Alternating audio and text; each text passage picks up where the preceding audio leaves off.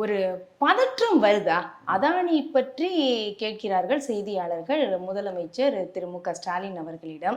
அதில் ராமதாஸ் அவர்கள், பாமகவுடைய நிறுவனர் ராமதாஸ் அவர்கள் இந்த மாதிரி கேள்வி கேட்குறாங்களே அப்படிங்கும்போது, அவருக்கு என்ன வேற, தினமும் அறிக்கை கொடுத்துக்கிட்டு தான் இருப்பாரு அப்படிங்கிற அந்த வார்த்தை, அந்த ஃப்ளோ இருக்குல்ல, அது எதோட வெளிப்பாடு? ஒரு பதட்டம் வருதா?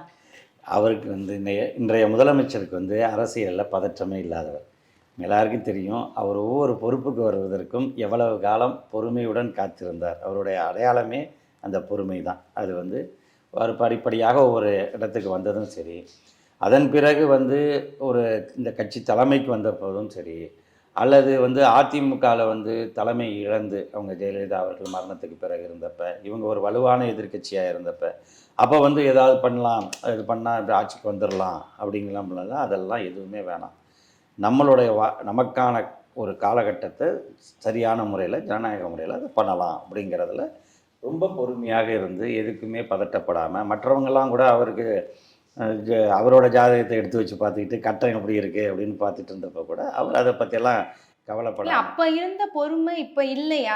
எதிர்கட்சியா இருக்கும்போது, எதிர்கட்சி தலைவரா இருக்கும்போது இருந்த அந்த பொறுமை இப்போ ஆளுங்கட்சியா மாறினப்ப முதலமைச்சர் நாற்காலியில உட்கார்ந்த உடனே அந்த பதட்டம் வந்துருச்சு. அதை விட கூடுதல் பொறுமை தான் அவர்கிட்ட இருக்குங்கிறத நீங்க அவர் ஒவ்வொரு நிகழ்வுலையும் அவருடைய அணுகுமுறையை பார்த்தாலே தெரியும். ஒரு பிரச்சனை என்றால் அவர் எதிர்கொள்ளக்கூடியவராகத்தான் இருக்காரே தவிர பொறுப்பை தட்டி கழிக்கக்கூடியவராக இல்லை.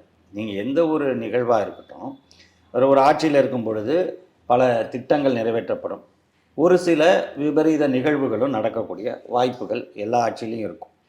இங்கே திட்டங்கள் அதிகமாக நடக்குது, விபரீத நிகழ்வுகள் எப்போதாவது ஏற்படக்கூடிய சூழல். அப்படி ஏற்படும் பொழுது அதை எனக்கு தெரியாது, நான் பார்க்கல, மற்றவங்க சொல்லி தான் கேட்டேன் அல்லது டிவியில் பார்த்தேன் அப்படிங்கிற மாதிரிலாம் அவர் போகிறதில்ல. அதுக்கு பொறுப்பு ஏற்றுக்கிறார். ஆமாம் நடந்துச்சு, இதை நாங்கள் கவனிக்கிறோம், இப்படி நாங்கள் பண்ணியிருக்கிறோம், இதுக்கு முன்னாடி இதுக்கான ஸ்டெப்ஸ் என்னென்ன எடுத்தோம், அதன் விளைவாக இது எந்த அளவு நடந்திருக்கு, இன்னமும் நாங்கள் பார்க்குறோம் அப்படின்னு சொல்லுகிற பொறுப்பு எடுத்துக்கக்கூடிய முதலமைச்சர் தான் இவர். இப்போ இந்த கேள்வி கேட்டப்ப என்ன பொறுப்பை எடுத்துக்கொண்டார்? இல்லை, இந்த கேள்விக்கு அவர் ரொம்ப தெளிவாக சொல்லிட்டார். நீங்கள் கேட்குறது மின்சாரம் தொடர்பான கொள்முதல் தொடர்பான பிரச்சனையில் தான் அதானி சம்பந்தமான கேள்வி வருது. இதுக்கு 2 நாளைக்கு முன்னாடியே மின்சாரத்துறை அமைச்சர் பதில் சொல்லிட்டார்.